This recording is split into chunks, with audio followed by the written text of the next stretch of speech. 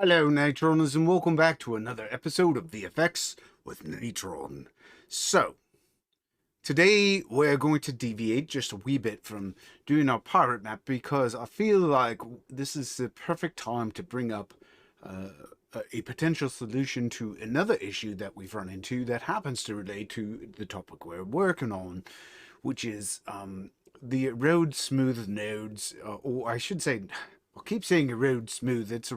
We have the erode smooth, we have the dilate, we have the erode node.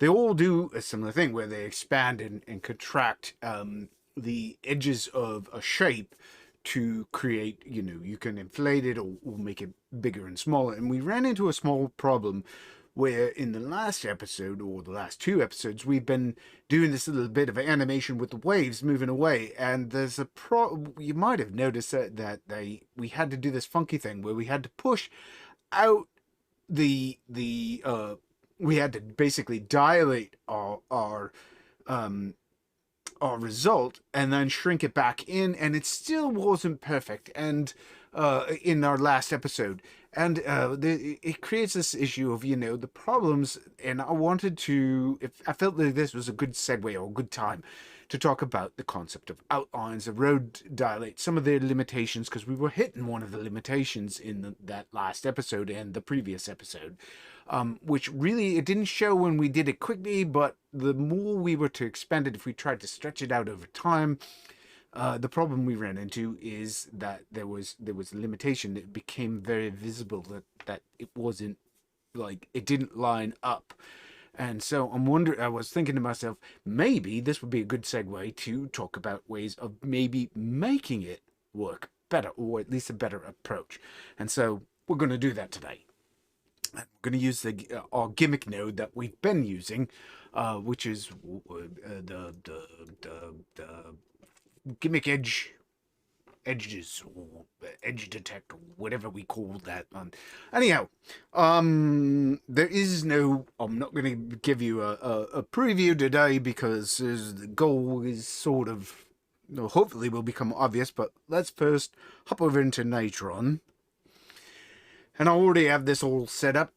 We're looking at a text node, and I'll have a lovely Star Wars font loaded up, because this font is a perfect type of font to talk about our first issue, which is if we create, let's look at a limitation of the text node. So this is the Star Jedi font we used way back in May the 4th for the May the 4th be with you video. And we can see the Star Wars. Actually, we're going to just turn off the overlays for the moment so that we can just look at this. The obvious thing when somebody, being a Star Wars font, most people think, oh, we just need to, put outlines, make this so that instead of being, a font color of 1, we set the font color to 0, and then we take the border color, we change it to a Star Warsy kind of color like this. And then, we take the size of it and we zip it up in size, and lo and behold, we start seeing a problem. As we can see right here, we have this problem where the T and the R right here, they're not merging. This is a problem. This is because their outlines are not actually merged. Or their shapes are not merged. They're overlapping, but their outlines just poke through one another. So this is a problem. And I think we mentioned there's ways of getting around this, but obviously this is a limitation that we face with this. We can't get from here to there using this, solution. So how would we get it so that we can, make this work? And we did come up with a solution back then using erode smooth, or a variance of erode smoothing, etc. So let's put our font color back up to 1 for the moment, and let's look at a couple other things. If we go over to, for example, a radial, and we're going to fit that. And I've turned off, by the way, I've just turned off the overlays because I didn't want them interfering with the talking about this stuff.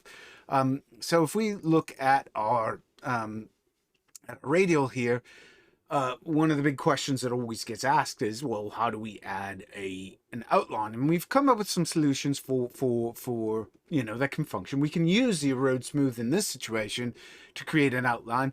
Another thing that people sometimes look at, we look at this and you'd think that there would be some form of outline, but there's no outline on this, so we would create an erode smooth. We could get this by simply doing, pop in here. Let's just add an erode, or no, let's add a dilate, because we want dilate, and there we go. We take a dilate, we take this, we click on this, and we go up, and we'll put this up to a higher number, and like so. Make sure that alpha is included, because on erode smooth, alpha doesn't automatically turn on.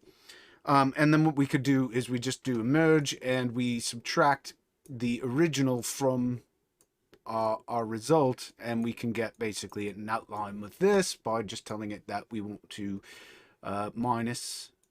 Oh, no, not minus. I guess it was. Wait a minute. No, it should be from. Excuse me, from. So there we go. We've got an outline, and there's our outline, and all we'd have to do is multiply a color over this. Do a merge, and oops, don't merge like that. Don't ask me why that did that, but we take that, merge that in over there, put as solid with for our color. Take that, put that into the A input, and we tell it that the color is going to be, we'll say our Star Warsy color, just to make it. And then we take this and change this from a merge over to, whoops, wait a minute, not solid. We want to get the merged properties up and change this to multiply. Where's multiply? So we're doing our pre-multiplication, and lo and behold, we have an outline this way, and we could of course put this on top of the original if we needed to by doing a couple more little steps, but it's minor. Likewise, let me just, because we're going to reuse this a few times here for these next few nodes, if we go over to the rectangle, we fall into the same problems. The rectangle does not have an outline here. We can see corner radius, we can see, we have softness, color. We're not going to get into this whole softness. I wanted these to be all hard edged things because we're just trying to get a solid outline, but we chuck this in, same property, works great. We have a solution for that. This all seems great until we get to our rotor node. Now, this rotor node, I've created a little more elaborate shape, and this will more or less work. There's a couple things. First of all, with our rotor node, if we go over to the shape, we notice that there is this thing called stroke. And if we select it, you'd think that you could do something, but it doesn't by default have a stroke. There's no stroke to this. And the reason is that the roto node only will allow us to stroke open shapes. They're considered brush strokes. You can only do a stroke for a brush shape. You can't do for closed shapes. You cannot stroke them, at least not inside of Natron. There's ways of faking it by overlapping the ends, and yeah, it gets messy and complicated. And sure, you can make it function, but it's not ideal, and it's really tricky, and especially, I don't recommend it. The easier thing to do is obviously just chuck it through this, and then we wind up with this.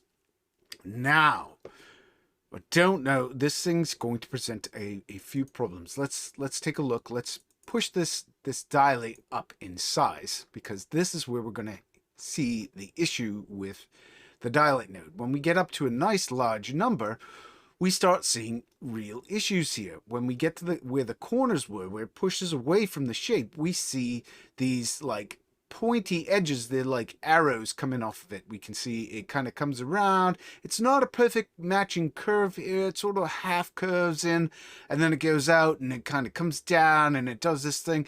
And I mean, this, if I looked at this, I would call this a flat out ugly result. I mean, if my right angles, if everything was at a right angle, we, perfectly perpendicular up and down, or horizontal, we would be fine. And it, the inner lines don't look bad, and even where these merge in over here at the corners, it's not bad. But on these outer corners where it should go out, and we would expect it to go out, the problem is that Natron has run into a situation where it's sampling from here, and it pulls it out this way for this side of this curve, but from here down it's pulling it this way. So what happens between the two? It averages between the two, and we wind up with this line. Or over here is the other alternative where it pulls it out and then it pulls it out here, and that the two are so far out that they would get too close. So what it does is it pulls out a third sample from the middle of this, basically the average between the two, and we wind up with something, just a point that goes out this way, and it looks ugly. And it, we could feather this maybe, or do something with it, and then clamp that, and there's ways of overcoming this using these.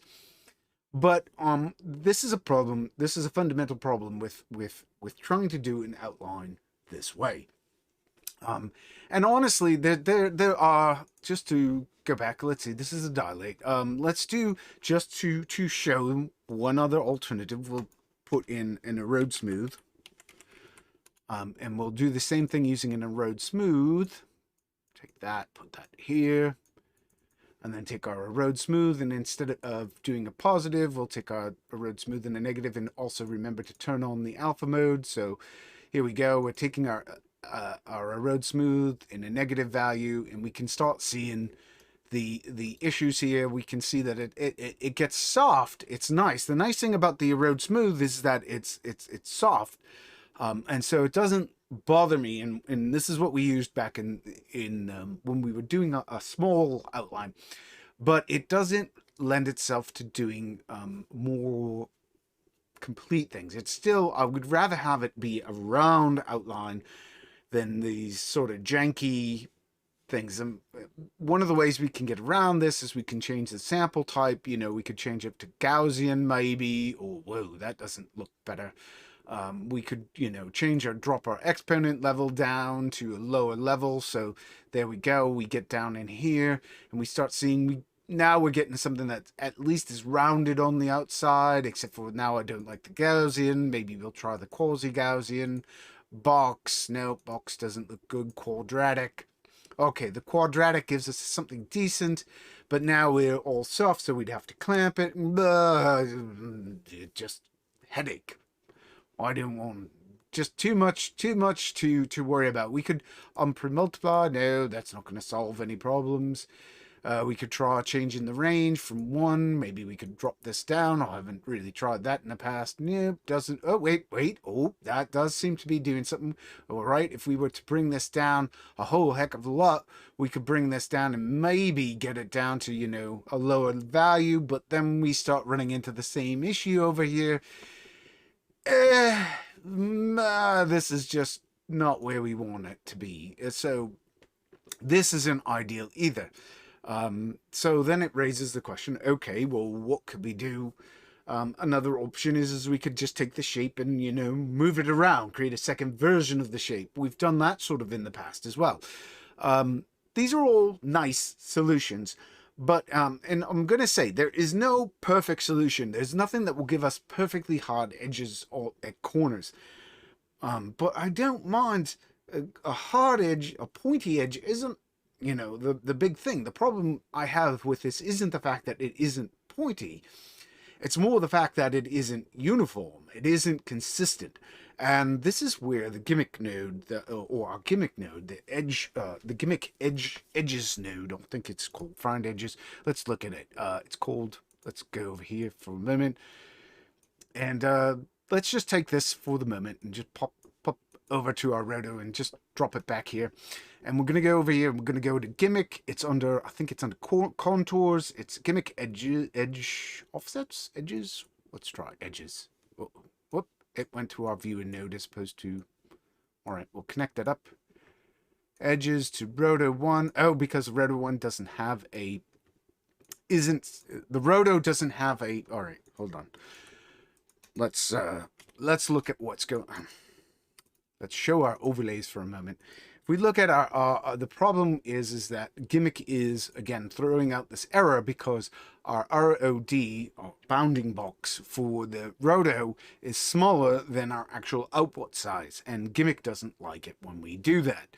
So we need to sort of merge it, so that's easy to fix. Over here, we can see if we just take the our this and tell it so that we won't use the bounding box of A, excuse me. In this case, we want A to be our thing because It doesn't matter which one.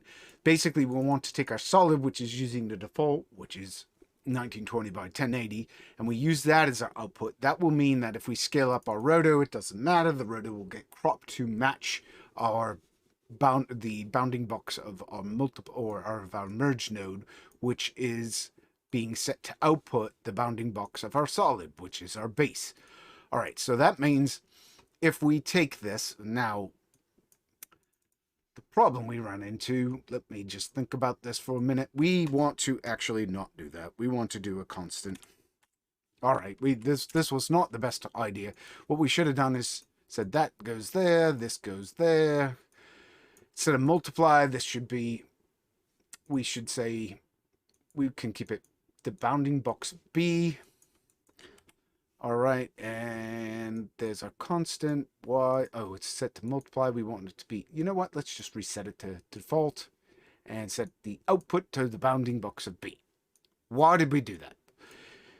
Because we want to retain the alpha channel of our X, but we don't want to, and the solid would have eliminated the alpha channel. So we want to, the constant, by putting the constant through in the B channel, we've set the X, so now instead of the bounding box being, that big, we can see here, now it's the size of our thing. Now, if we connect up our gimmick node, we're fine, good to go, and we do our fine edges, and we find our edges. Oh, interesting. We could do find edges. I haven't actually, you know what? Wait a minute. That's interesting. Okay. The problem we find edges works pretty well. We can see in this situation. We could use hold on. I didn't do that. I didn't use edges. Edge detect. Let's do an edge. Find edges. Edge detect. All right, let's look at the built-in internal edge detection, because we could do it with that. There's our edge detection. All right, and then we can go to find edges we can do find edges. Okay, so here's our edge detection. This looks pretty good, right? Yeah, so we've got an outline. Why not just dilate or erode that, right? Let's take and connect our dilate erode up to that and look at what that does. Oh, we still have the same problem, because the edge detect, problem with the edge detect, we can tell it, let's take up our edge size. All right, let's see. Nope, that's the erode size. Edge detect, let's take it in the negative value. Oh, look at that. It's using an erode to do it. Darn it. How about if we blur it a bit? Darn it. It's no better than our erode smooth in this sense. It's basically doing the same thing. We're running into similar issues. So that's no good. All right, well, let's try going over back to the edge detect. All right, here's our edge detect for gimmick. This is just edges with gimmick. Let's see. We have a threshold. We can tell it negative colors. We can't really change it to, we can tell it the smoothness value. Okay, there's some smoothness. Nope. That's interesting. It's different. That could be useful for some things, but it's not useful in our case. Well, right here. Although, I gotta say, that could be very useful. We'll throw that on the back burner for today. Because we're not actually using that. What we're using is, what we want to use is the gimmick. Well, let's go over here, back here. Let's disconnect everything from this temporarily. Actually, not temporarily. We want to go back here. And what we really want here is under gimmick. It is under contours. We want to get, let me make sure I'm doing it over here so that you can see it. Gimmick. We want to go, gimmick. We want to go over to contours. And we want to use our edge offset, which I believe, yes, this is what we used before. All right, so you're saying to yourself, what, Power Bill, why would you use this for our thing? Well, this is a really special node. This node does a lot of things, and I said that one of the greatest flaws with it is that, or the things that I didn't like about it, is the fact that it does this double line. This is both a blessing and a curse. This double line is really useful in here, because it means that we can approach this in a different way than some of the things we've done in the past. You know what? I'm going to approach this slightly different than we have. Instead, we're going to put our backgrounds for all of these objects into the constant so that they have that as the source. Let's pull this all around. I know our project is looking a little messy here. Let's make it a little more organized. So here's our original sources here. All right. And we're just going through the merge node so that that Gimmick is happy. It's the same as go through something else.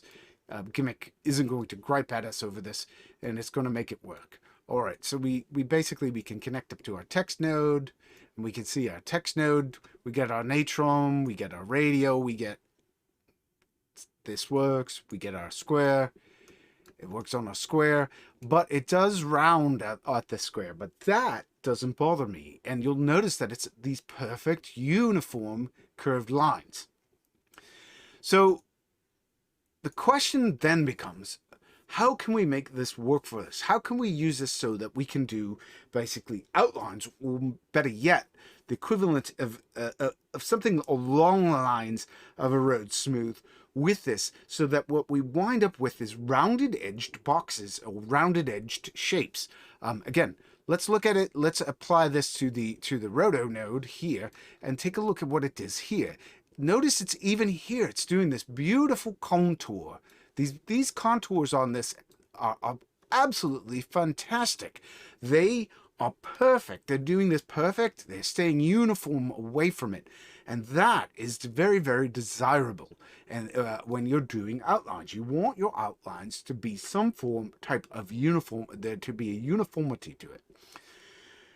So this raises the problem that, yes, we get this beautiful outline, so to speak, but it isn't, we've got all this excess. So how can we, refine this so that what we wind up with at the end of this is useful, so that we only wind up with one outline out of this. And that is what today's goal really is. We wanted to discuss what the problems of the past are and how we can turn this into real outlines or better outlines. All right. And I'm going to tell you right now, the biggest problem you face with the edge offsets node, there's two problems. One, this is not aliased, or I should say, excuse me, this is aliased. I've been saying aliased, reversing aliased, and anti-aliased.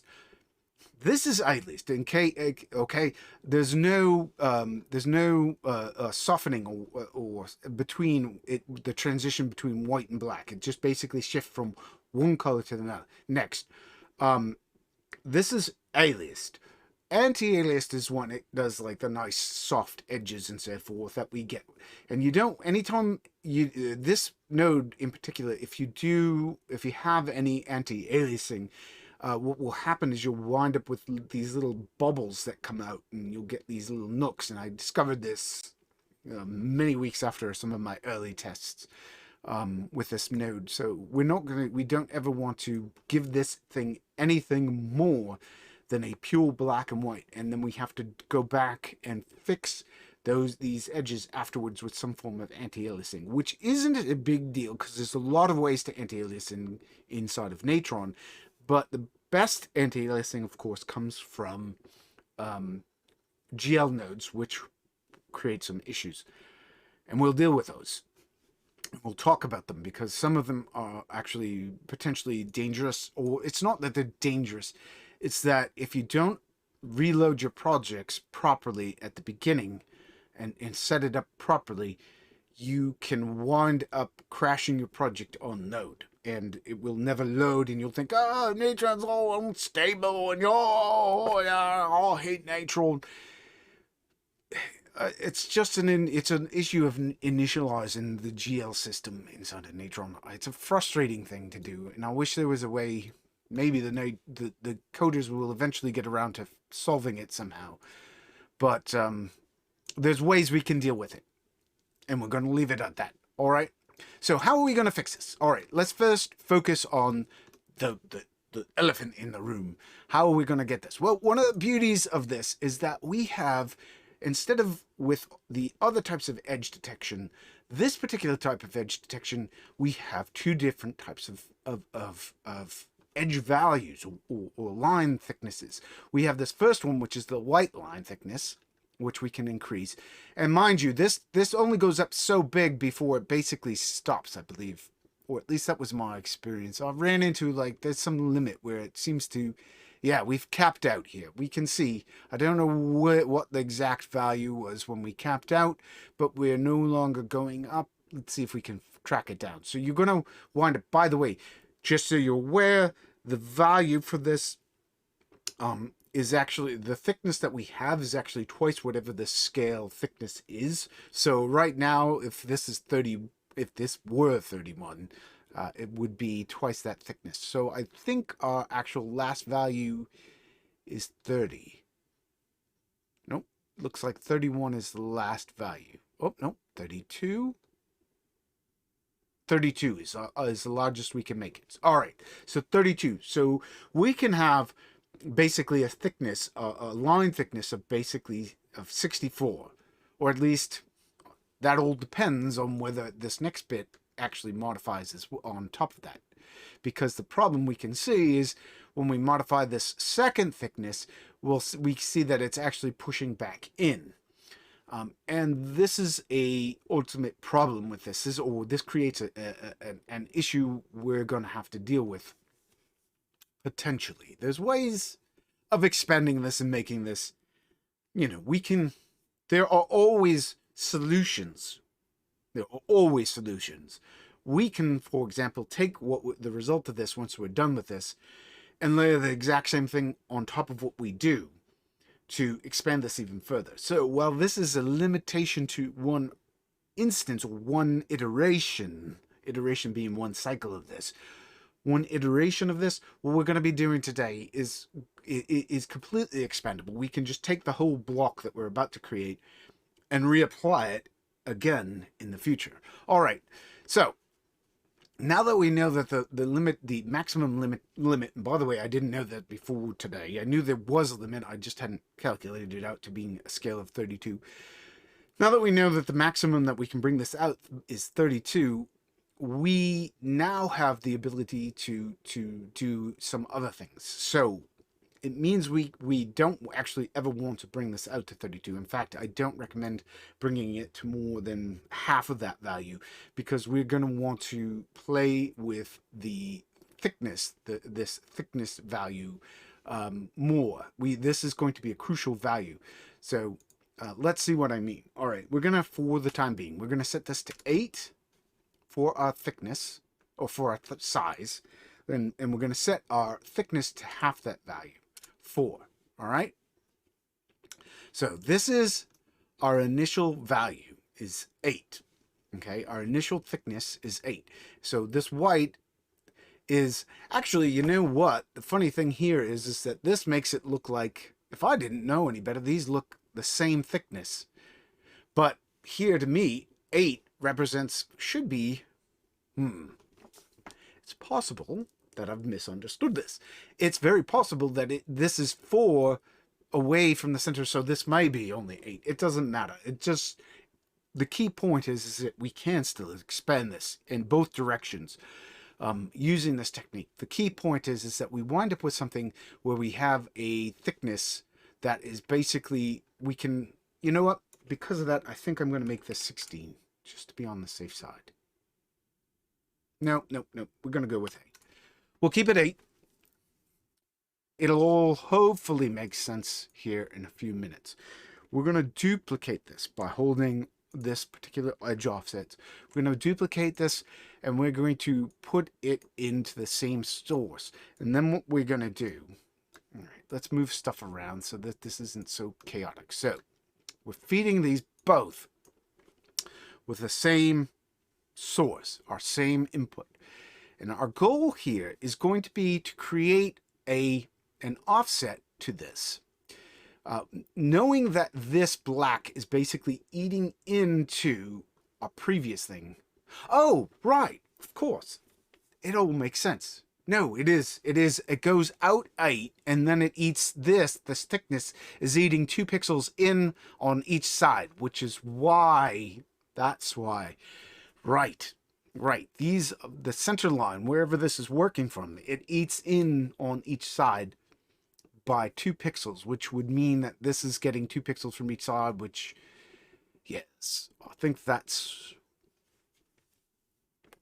why. We can see it when we change the thickness. It's eating in. All right. What does this mean? How are we going to use this? Well, what we're going to do is something similar to what we did originally when we created a few weeks back on our pirates map.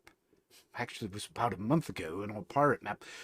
Maybe even more than a month ago, now that I'm thinking about it. About a month ago or so, we was talking about, we overlapped a grid or a checkerboard to get the lines to overlap. Well, we're going to do the same thing. We're basically going to the fact that we know this erodes in means that our ultimate goal is going to be some multiple of this. We need to multiply this, but at a different level. And it'll make sense when we start merging it together. So this is going to be our base. So we're going to do a merge node here. That's going to be our B input. And we're going to take the other and put it on top. Now, how are we going to evaluate this? Well, what we want to do is we want to tell this that from this, we want to get the minimum value. All right. We want the minimum values of whatever the result is to show up. Why? Because that's going to leave us black. All right. So when we do right now, because these are identical, they are, and here, let's for the moment, pull these, you know what? I'm going to pull them both up together. So we have our first one. We're going to just hide all the controls that we aren't using and pull up our second one. So here's our first one down here. Here's our second one. For our second one, we're going to double this. We're going to set this to 16. All right. And which it doesn't look like it's done anything, except for we're going to change the thickness to 8. And now we're going to see something weird or something different. So we can see here that we have basically, we have this pattern, we have this pattern, and when we combine them, we wind up with this pattern. So what we see here is that our value, we just ate away. We've kept, if we look at our value, we'll notice that this inner line here, this line here, this is the one we're focused on, is the big thick line. We'll notice that when we merge these two here, the 4 here is eating away part of this white line here. So we still wind up with the same thickness at all times. All right, this is our base. This is the thickness of our line. We doubled it and we wind up with this. So by doubling it, we just doubled the area that we got, and we wind up with a much more interesting, better spaced out pattern. You're saying, well, Paul, Bill, we could have done that. You know, there's other ways we could do that. Well, yes, there are. We could change the thickness even more. We can change this up and down. Let's take it up to 10. Let's see. Wait a minute. Why is that not showing? I'm a little concerned. Let's make sure. Let's see. I want to... Okay. As we see, as I bring this 10 up, we're seeing, as I bring this up to 16, we wind up with a smaller thing, but we've eaten away. There comes a point where basically we have eaten away at our original image. So if we bring this back down to 8, the key question is at what point does this start eating into our original shape? So let's bring this up a little bit. Just take a look. We're seeing, okay, at about, it looked like 10. Yep, 10. Oh, no, 12. 12. So 12, does 12 result in the same thing? Interesting. Looks like it does. So we don't actually need this one at this point to retain our thing if we keep that at 12. So then it raises the question, well, if that fixes it at 12, here's the next question. What if we take our original image and instead of having the thickness before or keeping this scale at 8, we take this up and just keep moving this up until it lines up? Can we make this, get this to a point where that 4 overlaps and gets rid? Nope, I think we've hit a limit using 2. All right, so let's try. Let's try 32. Nope. All right. So let's go back down to let's go down to our 16. Let's try increasing this to, or changing the size of this value a little bit. Can we increase this one at some point and offset it? So if we set this to 16, for example, can we change this size? Push this out. Look at this. Lo and behold, if we get up to, say, 20, aha. So there we go. We've pushed that far enough out now that we have a thick line in the middle, or our original outline, so to speak, in the middle. But we have, all right, and the question is are we getting the same size? That's the first question. So when we go here, do we wind up with the same result? Yes, we do. So all we're doing is we're increasing the size. By using these two things, we've increased the size basically until we wind up with the same. Remember, this is only 4 pixels wide, or at least, you know, we have the 8 minus 2 from each side. If we subtract 2 from both, you know, the inside and the outside, we're subtracting 4 total.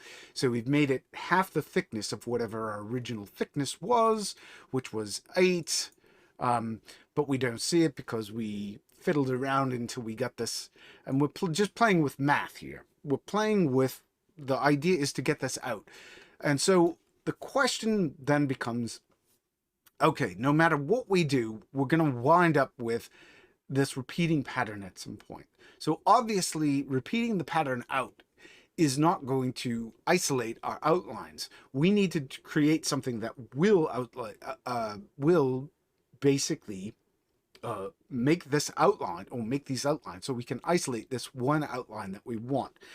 The easiest way to do that is to create some form of mask. Well, we do have tools, while not precise, that do that. We've been using them all along. We can just isolate these, our result, by excluding basically, or only letting pass through the stuff inside of this, from this black border inward and this black border outward, if it makes sense. All right, so what do I mean by that? Let's go back up to our original shape. This is our original shape. All right, I could just take our original shape and put it in as a mask and say, hey, I don't want anything below that. And lo and behold, we wind up, well, it creates a mask, but the problem is well, it says that, okay, it's made it so that stuff on the one side is there and stuff on the other side is not. It's not doing what we really want. We are getting kind of the opposite result of what we really want. We want the inside to be excluded, the outside to be excluded as well, which is not what we're getting. All right. So how can we do this? Let's actually instead, here's another thing.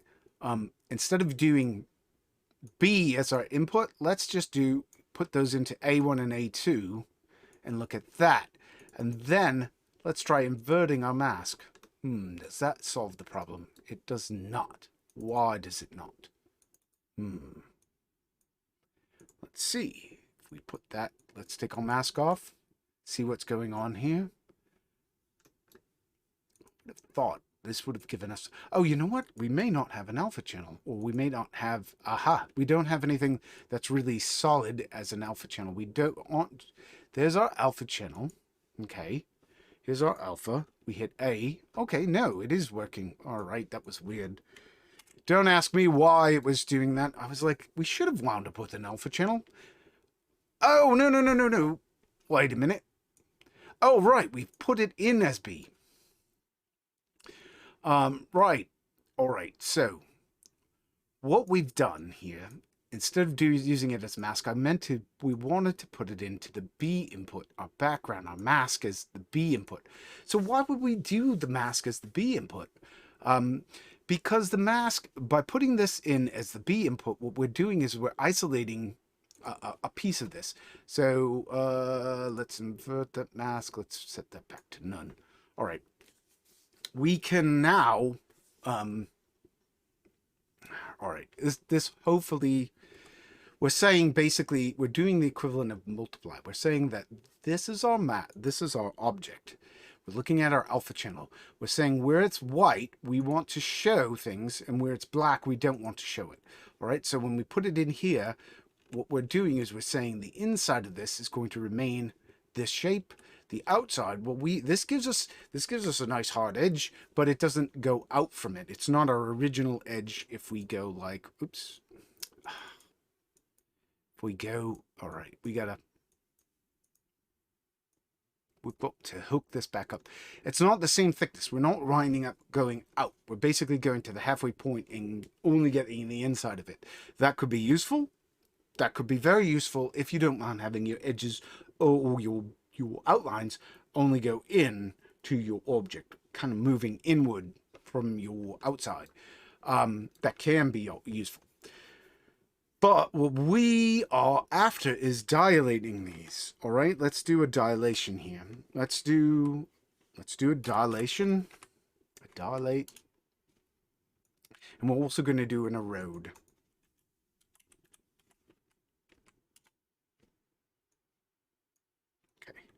So why are we dilating and eroding this? Well, if I tell it that I want the dilation to go out by 2 or 3, whoops, wait a minute, what's going on? Oh, that's the erode. Sorry, here's our dilate. We're looking at the dilate. We tell the dilate to go out.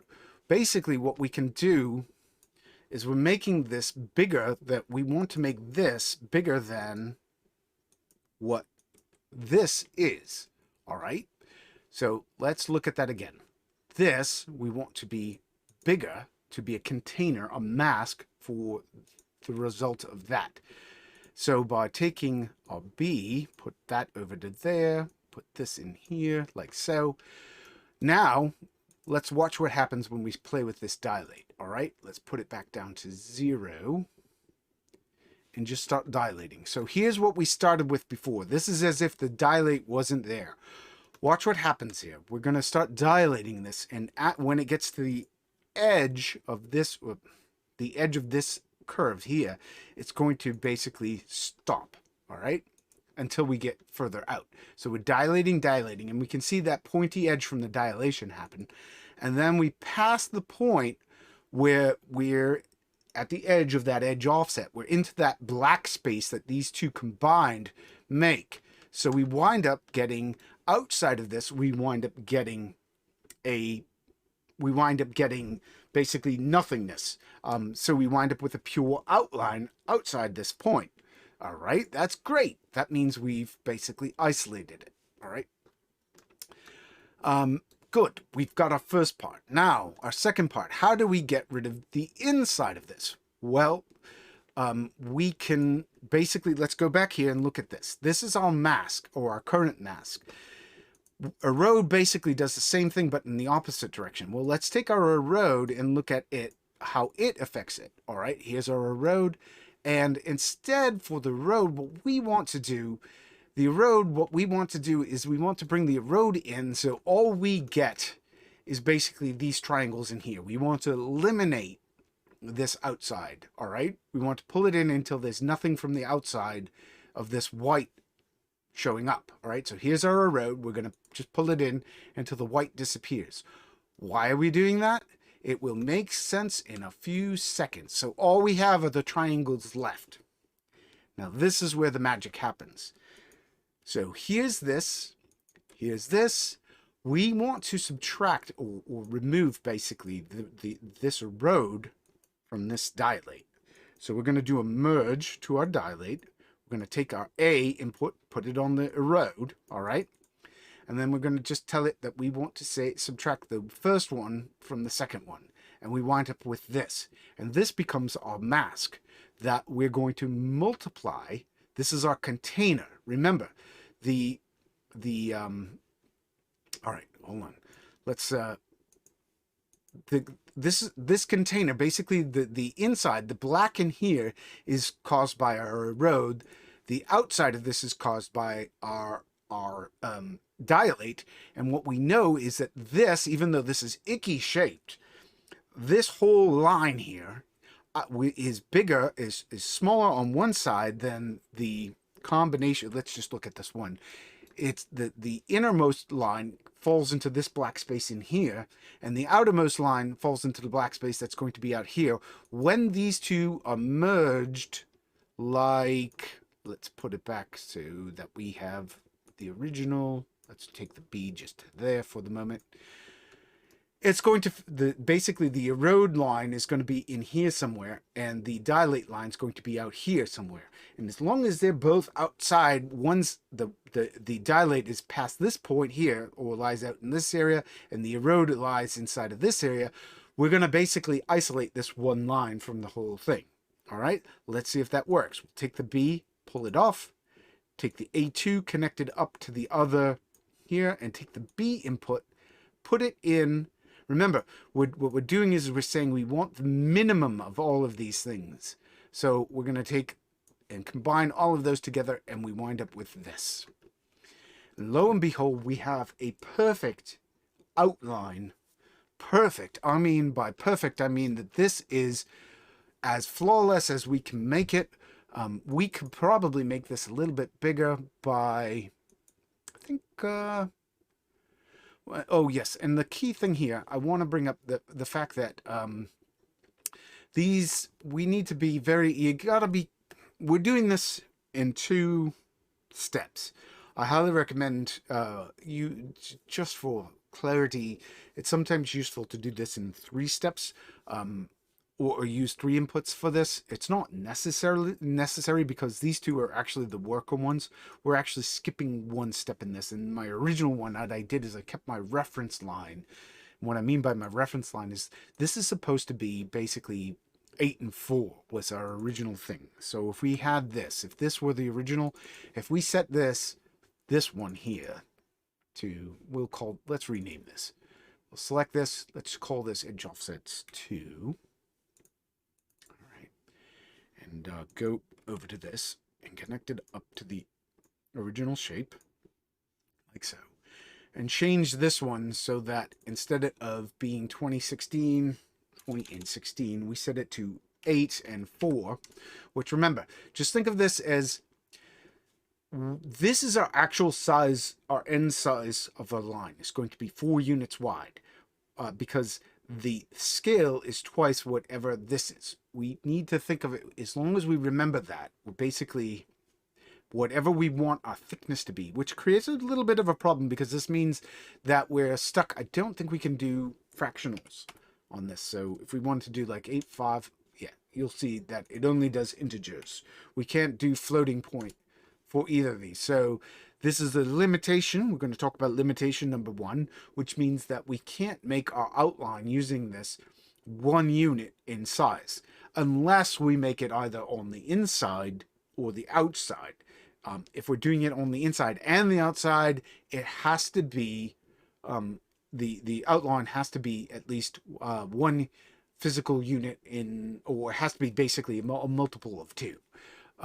So in this case, ours is 4 wide. We can make it 2 wide by just basically taking this down from 8 down to 4. If we set this to 4 and this to 2, we'll wind up with the same thing. This gets a little dicier to deal with because it means that we have to play with this a little bit more. But all the math to actually recreate it is actually done out in these other nodes. And I'm going to show you that right now, is because if we set this back to 8 and 4, which set up our initial size, we can see this is our 8 and 4. If I set this, let's add those things one at a time in here to the thing. Let's put our B node.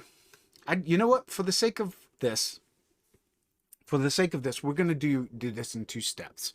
I think the 2 steps will add a little bit of clarity, because I'm worried that people are going to get lost with this. All right.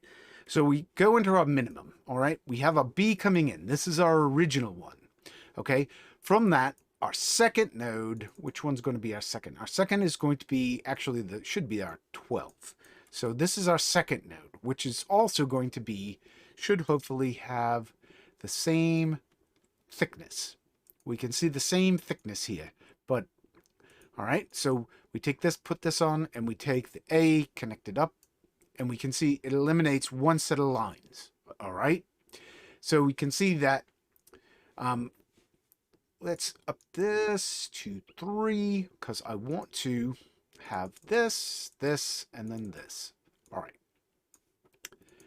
So, and we'll shrink it down so we see. Our first one was 8, 4. Our second one was 16 and 12. You'll notice that this is 3 times the size of this. And this is 2 times the size of this. All right. So our thickness is 3 times this number. And this is double this. But these are all multiples of this initial 4, which is our width of our line. Same here. This is 5 times 4 is 20. And 4 times 4 is 16. Which is going to get us our overlay. So when we take 2 and we merge this over, we can see we wind up with this result. The key thing is that these 2 here actually create our end result. We don't actually need the B input anymore. Wait a minute. Oh yes, we don't need the B input. The only reason the B input was, let's put this back here. Hold on. We're going to just, for the moment, I am going to take the B input, put it over here. Let me just think about this. Put A over there, B over here. So these 2 are still adding up to make. You can see that this is eliminating it. It's not needed. Our B, if we eliminate A from this, I think it doesn't really matter at this point. Sorry, it's a little. The whole point is, this isn't needed.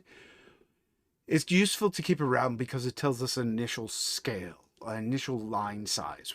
Our line size is going to be 4. How do we know? It's half of our scale because we're halving it.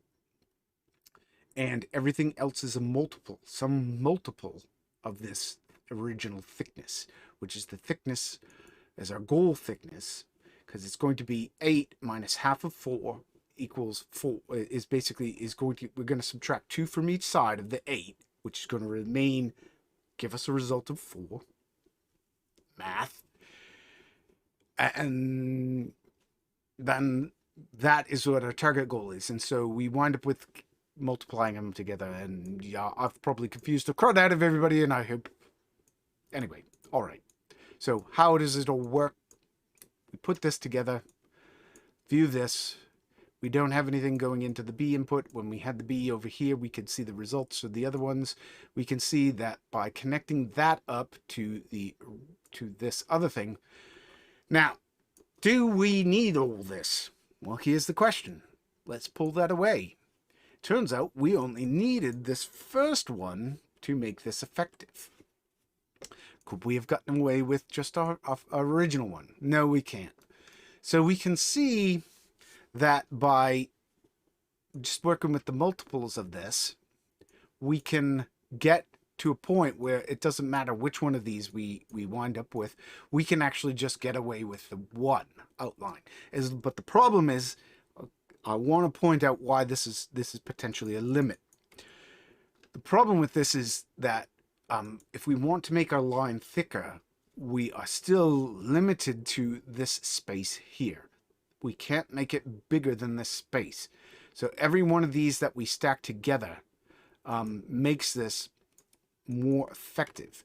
So by going with a line like this one, when we have this one here, or this one, these two are not very far apart. We don't get to make our lines very big, but if we combine the two together, we get a huge distance for our lines. So we can really make our lines very, very big without fear of running out of space. That is the big reason that that it is useful to layer them like this. However, it is not necessary. There are ways we can get a multiple, as long as we get to a multiple where our value falls within, we can get a perfect line. All right. So this is a unit of 4. We know our multiple is 4. We can take this and then we can multiply that. We've gone all around today. It's been... Let's see what happens if we take the result of this. Let's take this. And we multiply that against our solid, like so. Multiply it, and we wind up with this. All right, so there's our potential outline. And you're saying, well, Paul or Bill, that's great. We have our outline. It looks a lot like that. Well, first of all, let's do a couple tests here. Let's see, does this work for everything? We take it and we connect it to our rectangle. Do we get the same result? The answer is yes, we get the same result. If we take it and we go over to our radial, does it work? The answer is yes, it works. If we take it over to our text, does it work? And this is where it becomes the magic. We can see that we wind up with a result. Now, this right here, this little hiccup right there, that's a font issue. That has nothing to do with how this is functioning. We can see that our T and our R merged together and give it us a correct result. The only issue with this is, of course, we're winding up with beveled edges on our outlines, which is an unfortunate side effect of this. But we could, in theory, potentially layer these together and turn that into something. But that gets into a whole other issue of dealing with things. There are solutions. It would work for text, potentially by using the outline, by duplicating this. If we take and clone this by Alt-K'ing this, we can take our outlines. Watch this. I'm just doing this because why not? We're talking about this. How could we get this to line up? Well, we'll take this down here. All right. This is a duplicate. This is going to mimic everything of our original text, which is currently white. Okay. Except for, in everything except, because it's a clone, it's going to duplicate everything. What we want to do is actually set it up so that it is going to, all right, let's just take it so that we are going to, on this one, we're going to take the outline. All right, let's first of all scroll down so you guys can see it. We're going to go to our stroke size. We're going to unlink it from text 1, like so. All right, and as soon as we do that, we can see that we can push up our outline. Now, the problem we see is that this seems like it would be the proper way to do that, but we don't want it. We want to, this means we need to unlink our colors, which is a pain because we got to right click on all of these and unlink them. Then we're going to merge them together so that they're white. And this, the one last thing we need to do is also tell it that we want our font color disconnected as well. So we want to unlink that and set the font color to 0. So that all we're left with is hopefully the outlines. We have control of this. We want to be able to control this and work with this in conjunction with what we had with this. All right. Can we merge these two together to wind up with something that will be this, but with the edges? Well, the answer is yes and no. And the way we're going to go about this is actually kind of interesting. What we're going to do is go back here. We're going to actually take our font color here. We're going to make it, instead of, we're going to, let me think about this for a minute. we're actually going to take and set our font color actually to 1. Right? We're going to set it to 1, and we're going to subtract from this, this is our outline. Remember, this is, just so we can see, here's our original shape, or our original font without outlines. Here's a font with outlines. We're going to take our outline vision, and we're going to subtract our original text from it by using a from. And this just gives us, so the black is the inside of our text with perfect edges on the outside. And the nice thing about our result over here is we're winding up with these nice inside lines on the inside things. We're winding up with, well, potentially useful inside. We could take this and let's see how this looks if we merge, you know, the resulting here. Whoops. If we take this and merge this with the result from here. Well, let's see. Let's do a, let's see, do we want, actually, you know, what we want to do in this case is, I think we want to take the maximum of the two of them, okay?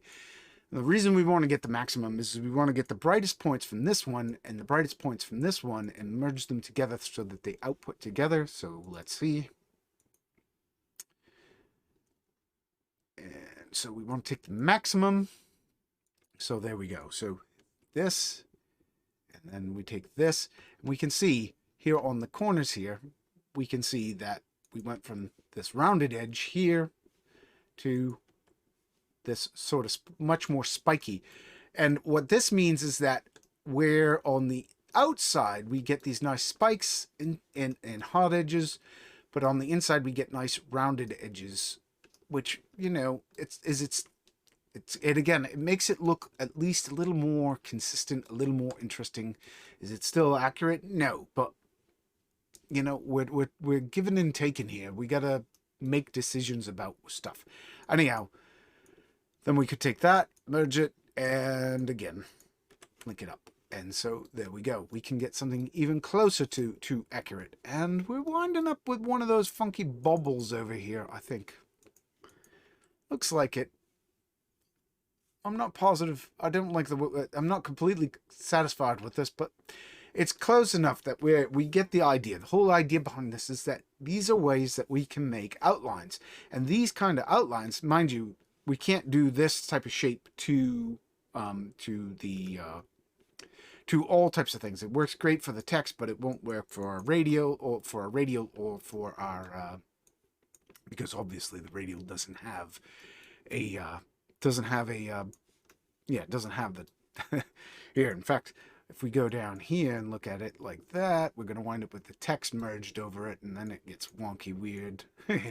Anyway, we can see it works. We get outlines. The whole point was an exploration into this. How long have we been running now? Just over an hour. All right, I think we've explored this to death. I think a lot of people might be overwhelmed by this, but I hope this is shown you guys that you can use this in the way. It's about basically just to summarize. I want to summarize this. The key thing is you set up your initial outline, figure out what you want your outline width to be by setting your scale up to double what you think the size is going to be, then half it with the thickness, okay? And then your thickness is actually dictating whatever the size is going to be. This is basically going to get subtracted from this, okay? So we wind up, even though this is originally started at a value of 8, I don't know if you can do a 0 size. Oh, you can. Oi, that doesn't do any good. Even though we start off with with a scale of 8, we're subtracting from it 1 pixel or 1 unit. And you could honestly get into odd things, but it gets weird. If you want to subtract like 3 units from it, you could do that, or set this to an odd number and then play, you know, with an odd number. You could get it that way, but that means then you gotta play with gets ugly. Gets a lot uglier. The math gets a little weird, wonkier. You could do it. Not saying you can't. But anyway, easier with 4. Let's keep that 4 and 4. Half of it. Then we go over here. And then these are just multiples of it that basically do a form of subtraction. And when we add those together, when we merge those together, we wind up and then use dilates and erodes to basically create an isolation to isolate that bit. And however thick, the only problem is the thickness of our line size can only be however thick these two things, or however thick the black line is, or the distance between it is. And so that creates limitations. But it, we can, there's ways of doing it. We can just simply take this, we can make this bigger. We can make it, you know what? Let's try taking this up to 30. There's our 30 thickness. Go down here. We can make this even bigger. Okay, that's not going to show up well there. Let's go back to our biggest problem area. We can see that our erode is no longer functioning properly here because we need to increase our dilate and our erode. So we take our dilate up. Let's take our dilate up even higher until we get past that level. And then our erode we can pull down until it gets past the inner level. And then we get that. So easy enough.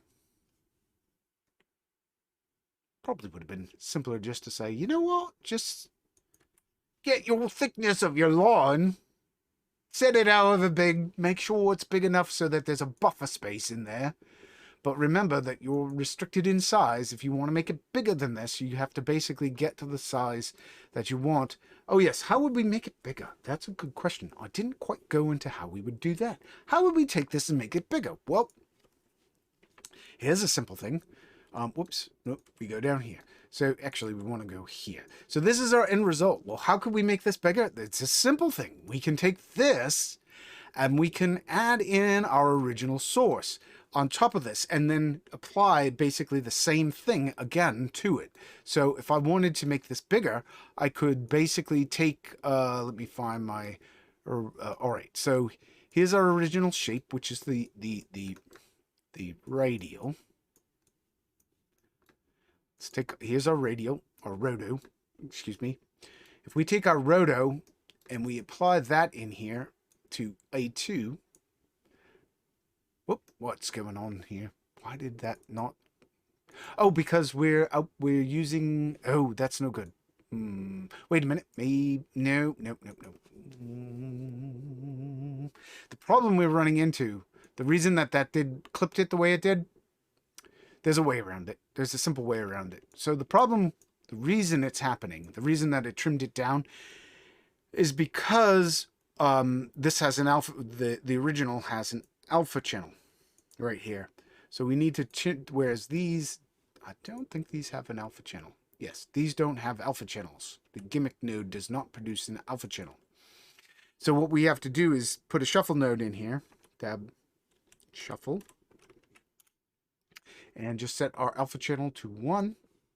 And once we do that, if we now look at our alpha channel, there's no alpha channel. So when we go back here, uh-oh, I turned into a fibber. Why did I? Wait a minute. Oh, no. I'm way off. Ignore what I just said.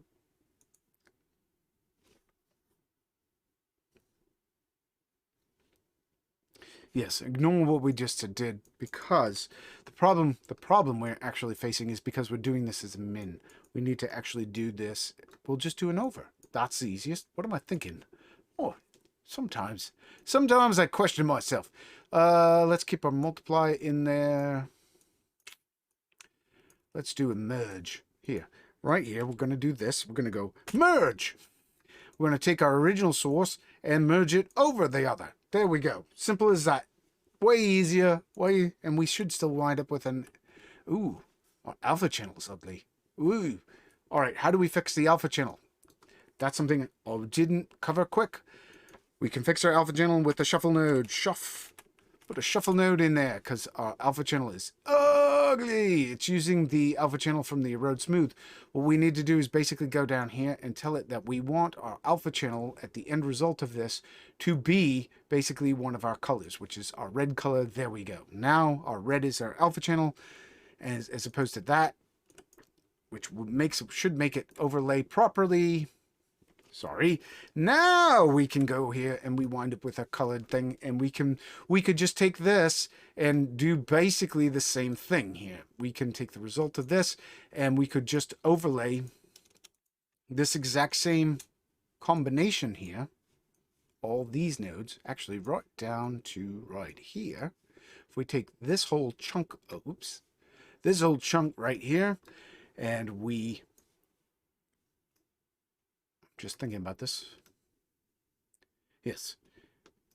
If we want to, we could take this whole chunk here, Alt-C to copy it down here. I know this is ugly as crud to those who get all finicky. We take that, put that down here, and now if we go to that and look at its result, we should wind up with, I'd hope, an outline from it, and you'll see that, aha, this is not as perfect. We're running into some problems where our dilate, let's take a look at our dilate.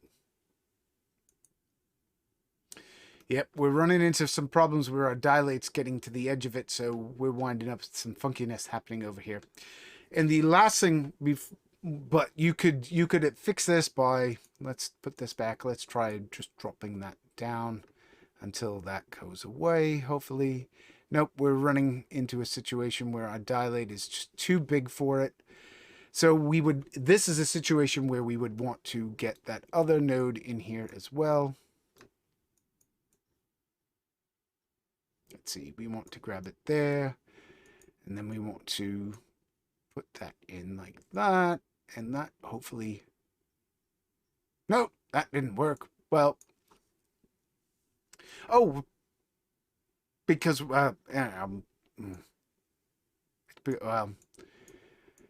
right, well, we could do 16, thickness, 12.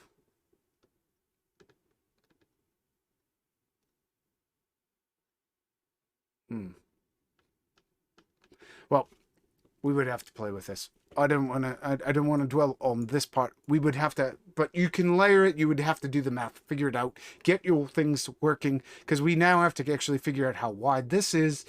And then on top of that, we have to do the multiplication and yada, yada, yada. But here's something we didn't cover, which is the fact that this is still aliased.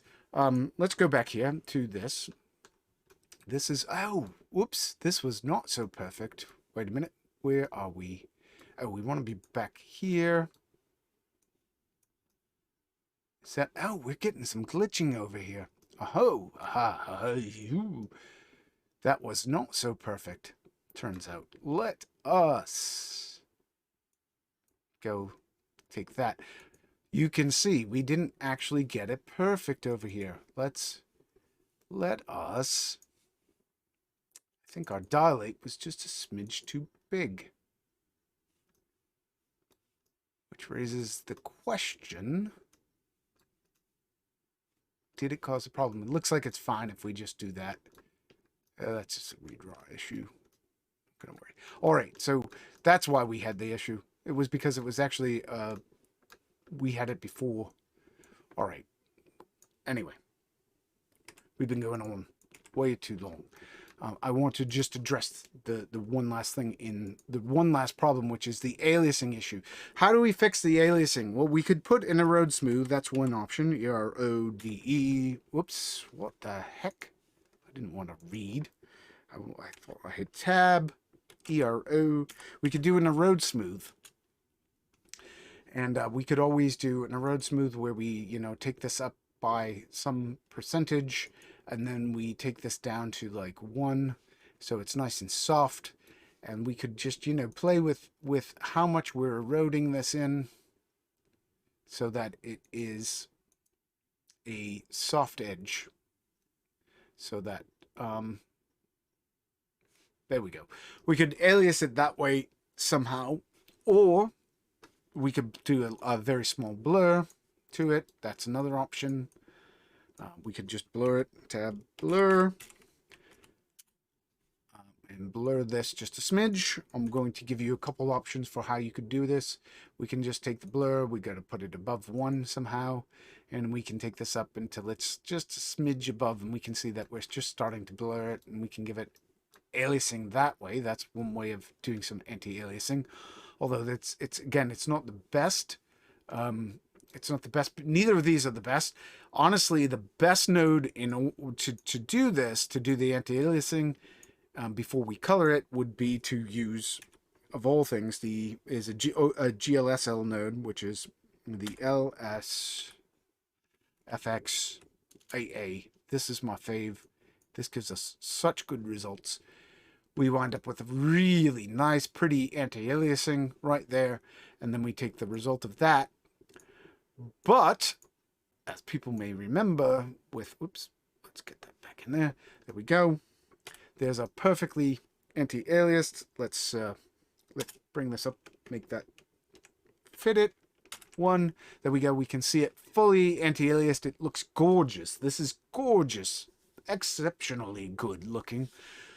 We have this perfect, outline.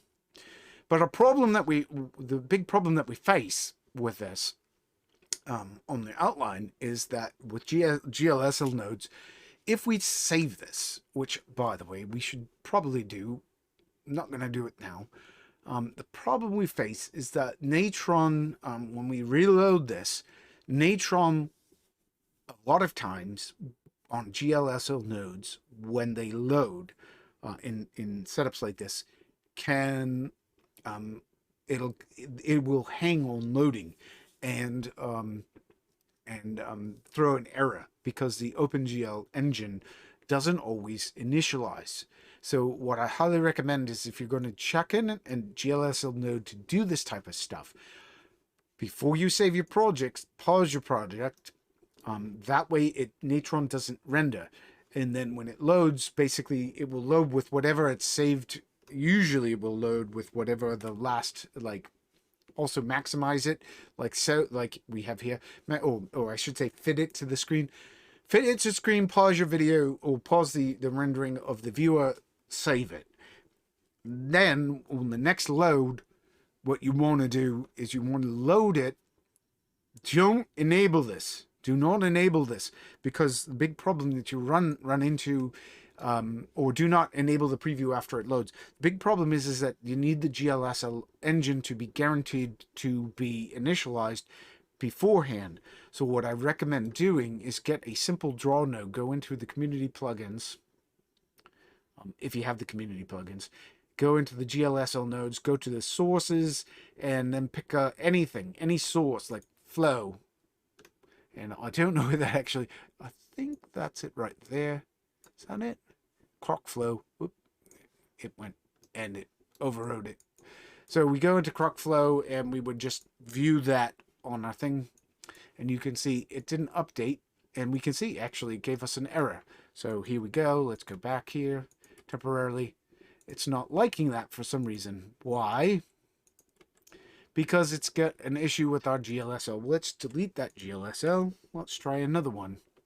So, dude, we can also type in GLSL. Again, let's just go over here. Here, community. Try a different one. GLSL. Source. Let's go with, I don't know, cellular. Let's try that one. There we go. All right, so now, by doing that at the beginning, cellular is a really good one. It's very simple.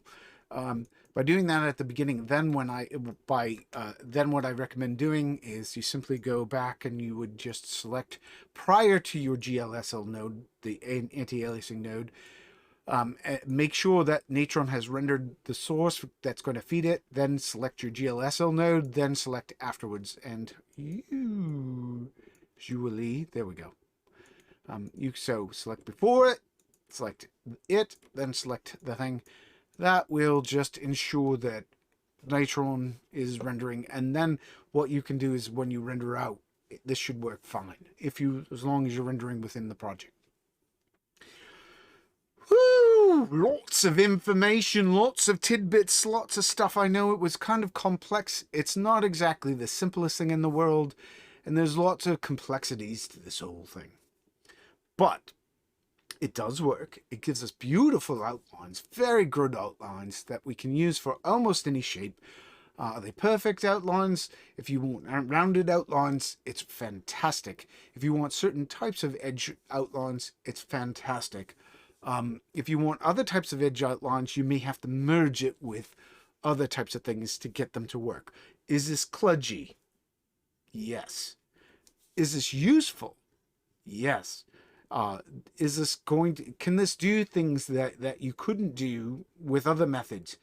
Actually, yes. There's a lot of things we can actually do. We can do a lot more with this, as far as we can make really robust, very rounded shapes that would otherwise be in very organic looking, illustrative looking stuff inside of Natron, that would have otherwise required us to use something along the lines of an SVG. And by the way, there's another option. Use SVG. SVGs can do a lot of this type of stuff way easier, and you don't have to, mess with it. The only reason this is useful is because, well, we can change this. We can animate this.